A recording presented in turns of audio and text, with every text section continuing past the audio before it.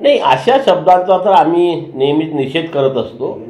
मी वारंवार आपल्या माध्यमातून सुद्धा बोललो आहे की जोपर्यंत सरकार आणि आंदोलनकर्ते यांच्यामध्ये संवाद होत नाही, तो संवाद झाल्याशिवाय प्रश्न सुटत नसतो।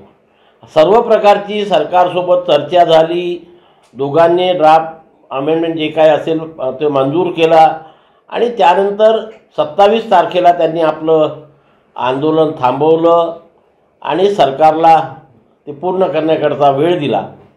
पूर्ण महाराष्ट्राला माहीत आहे की हा जो प्रस्तावित ड्राफ्ट अमेंडमेंट सरकारने जाहीर केलेला आहे त्याच्यावरती 17 तारखेपर्यंत